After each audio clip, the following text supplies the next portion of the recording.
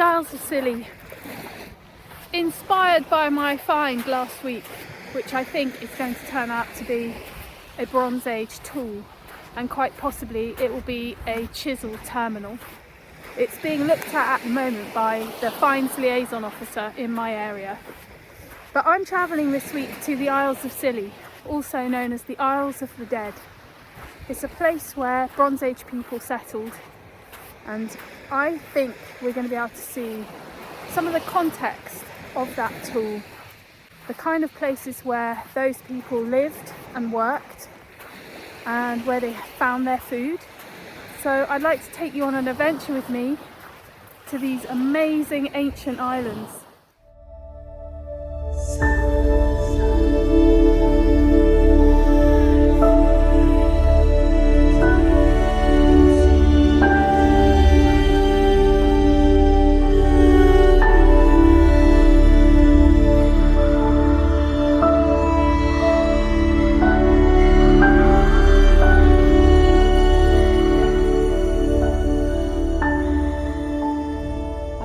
The incredible north end of the island, a Bronze Age landscape.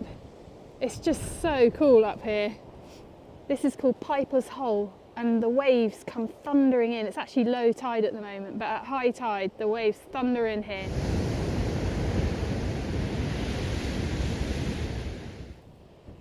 Get a really good view of all the other islands, at least the last ones on the way to America. Lighthouse over there on Round Island, and over there in the far distance the Eastern Isles, and up on the top of the hill there are burial cairns. It's like a kind of wild moorland. I reckon I should go up there and have a look at that. I know that these places were chosen for their outlook. They're funerary places, and they were chosen for prominence in position on the top of peaks and hills. Kind of want to look on the ground for flint. Should we climb up and have a look? Yeah, hang on to my camera because I don't want it to fall.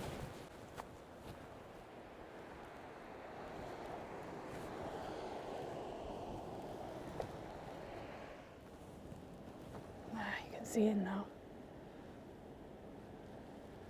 It's got these huge rocks as lintels.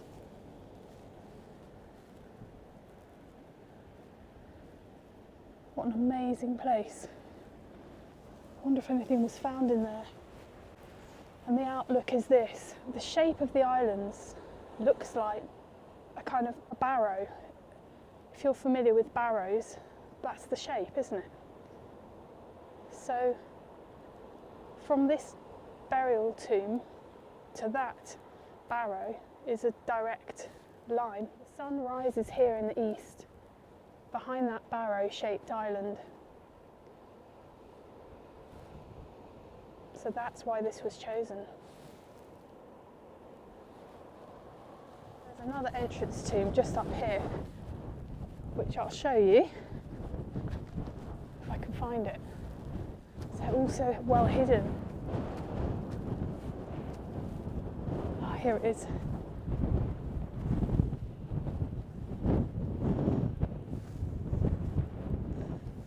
Again, it looks out in the same direction to the east where the sun rises. And again, aligned with that barrow-shaped island.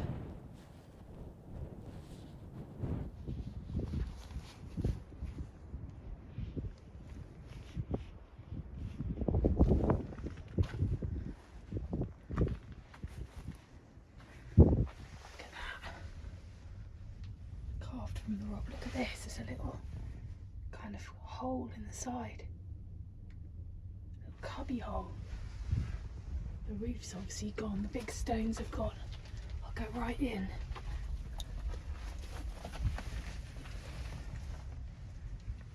Wow, how amazing to think that Bronze Age people came in here and tended to their loved ones.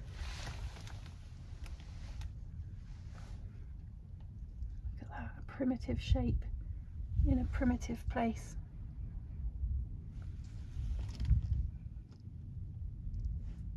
That little cubby hole hewn out of the rock by someone's hands and tools.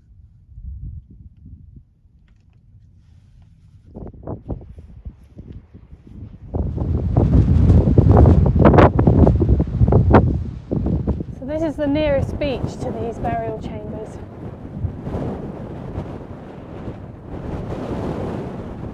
It's called Gimble Porth.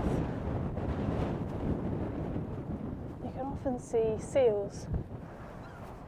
There's a seal!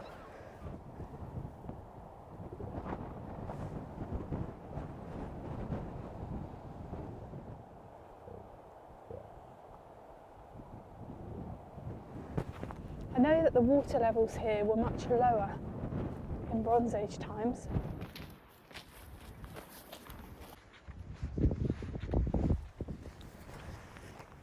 A new day and a new adventure. And while the tide is out, I've got my eye on the shoreline. I want to go and have a look at a Bronze Age village that's been kind of buried by the sea because the sea levels here have changed over the last 10,000 years. So there are still field systems and roundhouses that can sometimes be seen, but sometimes they're hidden by the sand. But in the meantime, we're going to go up here and have a look at the blockhouse, which is a defence built in the 1550s, and apparently it's got meagre living accommodation. So I'm going to go and assess it and give it my Airbnb rating. You can see why it was built up here. It's got an amazing lookout. And these islands were strategically really important because this is the kind of gateway to the English part of the English Channel. So there have been military bases here for many centuries, including the flying boat squadron. But today we're going to go and have a look at this one. Right, let's turn you around. Looking fairly bleak so far for my Airbnb rating. Amazing building though. So it's built to protect this harbour here, which is called Old Grimsby. Of course it doesn't have its roof anymore. Huge granite steps. Little window there. Whoa! I love this view. That's where we were yesterday, looking out over the Bronze Age cairns up there on that hill. And it's just panoramic views out to the east, the Eastern Isles. And this was ammunition store.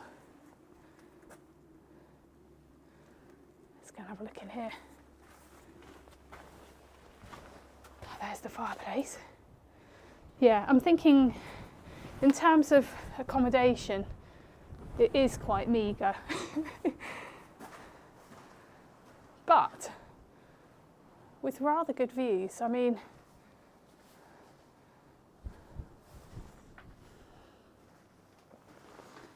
can't really beat those, can you?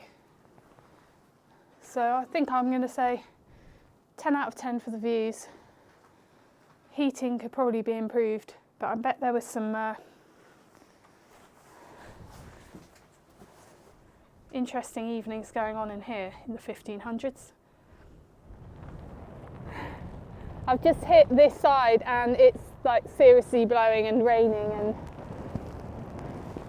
I think I'm going to have to, I might have a little shelter under a rock and have a cup of tea.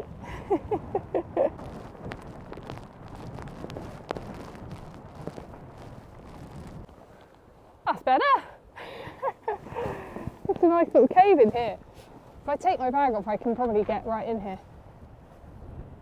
It's a nice view as well.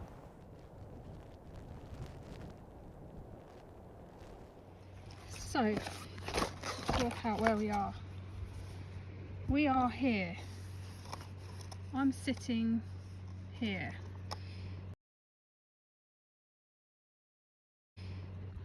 Slipway is there. The Bronze Age enclosure is there, and I'm going to go there in a minute and have a look and see if I can see more. But I think it's those rocks, and I expect as the tide goes out I might be able to see a bit more. At and below mean low tide are the remains of a prehistoric field system and post-medieval enclosure. The former consists of 4 lengths of boulder wall, periodically obscured by shifting sand, best viewed from the top of the dune or Oliver's Battery. Although the battery is 17th century, Bronze Age pottery collected from eroded parts of its bank suggests it's on the site of an entrance grave. Sounds very much to me like we need to go and have a look at that eroded bank and see what we can find. Just noticed a natural basin in the rock here, right above what would have been this Bronze Age settlement. It's collecting water, and you can bet that will have been used for something.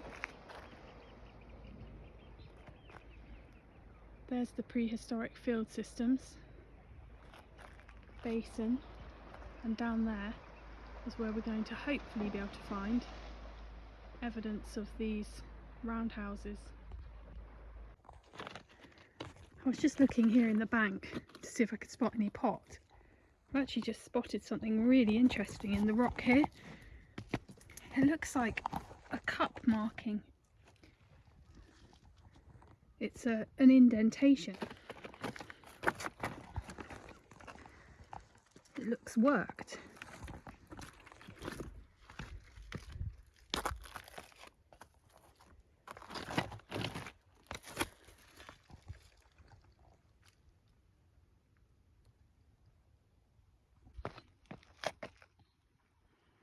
That's cool, isn't it?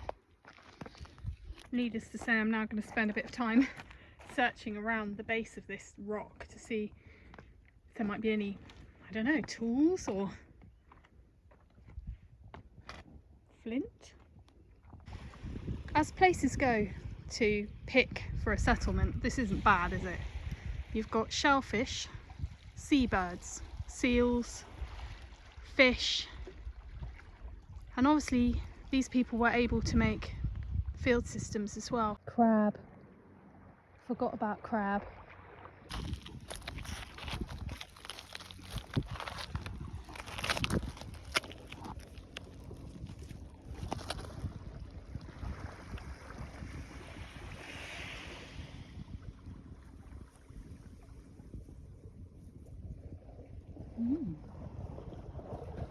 Just found a shard of pottery. It looks a lot like kind of terracotta clay. I'm by no means an expert in ceramic.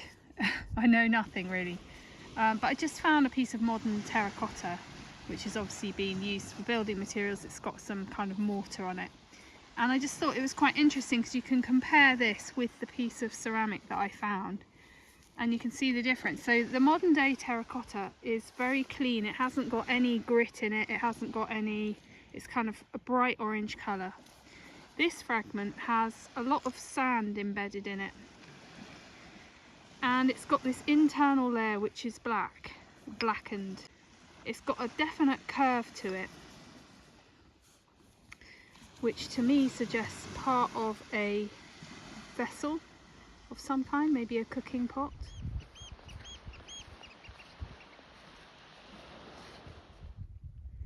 I think I might have found this wall system. It's quite tricky to see, but it's basically a straight line of rocks running all the way down here.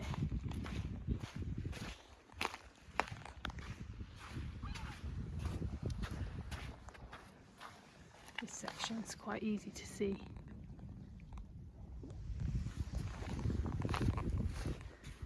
And that is prehistoric field systems.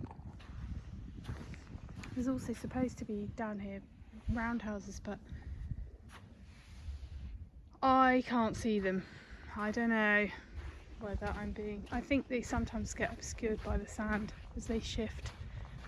Here's another, what looks like row. So between there and that one there is a strip. So yeah, I guess we just found a field. just over there on St Martin's, there was quite a significant discovery made when they took down the old quay and rebuilt it, and they found loads of shards of pot that were prehistoric, Neolithic in fact, and they also found a mace axe head, or a mace head, which was made out of Cornish greenstone and had a hole carved through the middle of it, which apparently would have been very, very hard to do without any metal tools. You would have had to use sand to grind the stone.